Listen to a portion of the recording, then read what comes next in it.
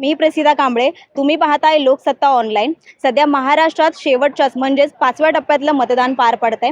यंदाची निवडणूक अनेक कारणांमुळे चर्चेत आहे. त्याच दृष्टीने मतदारांचा उत्साह नेमका कसा आहे, मुंबईतल्या मतदारांचे नेमकं म्हणणं काय आहे, त्यांच्या भावना काय आहेत, आपण जाणून घेऊया. उमेदवाराला मतदान करताना कोणते निकष डोळ्यासमोर ठेवले होते? उमेदवाराला मतदान करताना तो चारित्र्यवान असला पाहिजे. तो लोकशाहीसाठी आपला आवाज संविधानाचा जो आवाज आहे आपल्या विभागातल्या समस्या आहेत त्या दिल्लीमध्ये मांडणारा हवा. आपल्या देशाच्या ज्या समस्या आहेत त्याच्यावर आपल्या ज्या समस्या लोकांच्या ज्या मूलभूत समस्या मांडणारा आपला उमेदवार असावा. तो उमेदवार आपल्या लोकांशी निगडीत असावा.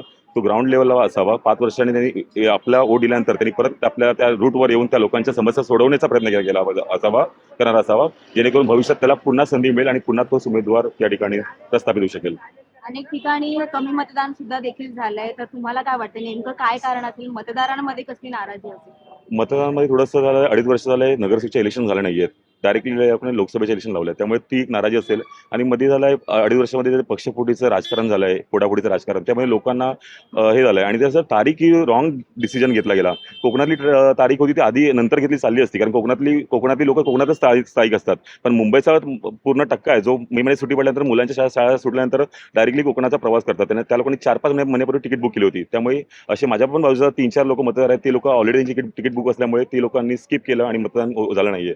तर हे कुठेतरी गव्हर्नमेंटने डिसिजन चुकले आहेत की ह्या मे महिन्यामध्ये मुंबईचं मतदान या ठिकाणी घेतलंय. त्यामुळे खूप मराठी टक्का आज वोटिंग बाहेर गेलाय. हे पण षडयंत्र आहे का मला माहित नाही, पण हे याच्यामुळे खूप मतदानाचा टक्का घसरतोय.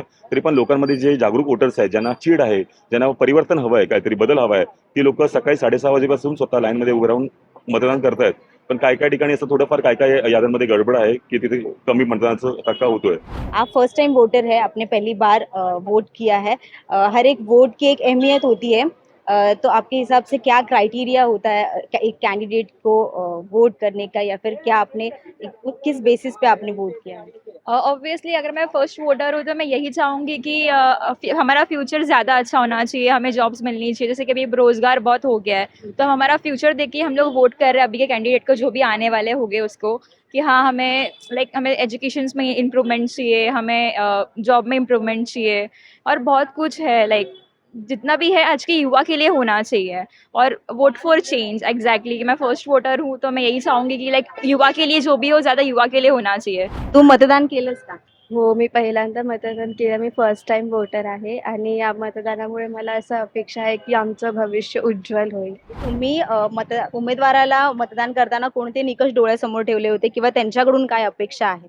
अपेक्षा म्हणजे महागाई कमी करावी व कुठलेही दर कमी करायचे, सिलेंडरचे दर कमी करावे अशी अपेक्षा आहे. सध्या महागाई खूप वाढलेली आहे आणि गेल्या काही महिन्यात राजकारण खूप वेगळ्या पातळीवर गेलेलं आहे. तर सर्वसामान्यांचा राजकारण्यांवर विश्वास राहील असं त्यांनी काहीतरी काम करावं अपेक्षा करणे. मग यावेळेस मग मतदान करताना तुमच्या डोक्यामध्ये ते एक दडपण होतं का, की जे राजकारण ज्या स्तरावर राजकारण पोहोचलंय त्या दृष्टीने? तर म्हणजे आमच्यावर अविश्वास दाखवल्यासारखा होता. आम्ही काहीतरी बदल व्हावेत किंवा त्यांच्यावर जो विश्वास ठेवतो त्याकरता मतदान करत असतो. पण ज्या व्यक्तीला आम्ही मतदान करतोय काही दिवसानंतर कळतं की ते प्रामाणिक नाहीयेत स्वतःच्या तत्वांशी. तेव्हा आमचा मग ह्या निवडणुकीतून काही अपेक्षा आहेत का, की बदल होईल? बदल झालाच पाहिजे, होईल नाही झालाच पाहिजे. झाला तर आम्हाला पुढे मत द्यायला पण म्हणजे आमची इच्छा चांगली वाढेल, आमचं मन चांगलं वाढेल. असं बदल व्हायला हवा. आणि नागरिकांनी पण म्हणजे आता या परिस्थितीमुळे गोंधळून न जाता मतदान करायला हवं. कारण आपण जर मतदान केलं तरच परिस्थितीत बदल घडू शकेल. काही ठिकाणी मतदानाची टक्केवारी घसरली आहे.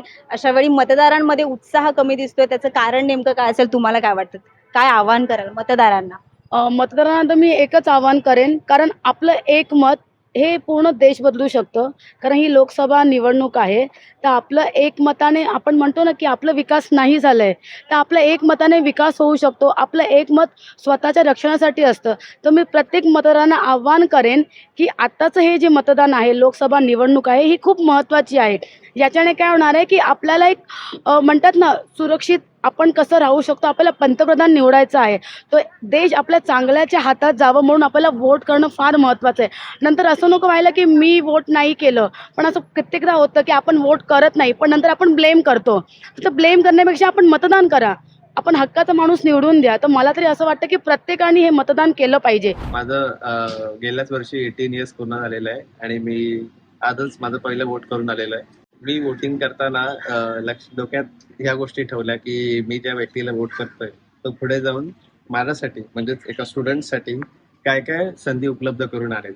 आता जसं की मी हल्लीच 12th एक्झाम दिलेली आहे आणि आता पुढे जाऊन वेगळ्या वेगळ्या डिग्री कोर्सेसमध्ये काय काय नवीन नवीन गोष्टी उपलब्ध करून देता येतील असा विचार करणारा मी एक माणसाला वोट केलेला आहे, एका व्यक्तीला मी वोट केलेला आहे.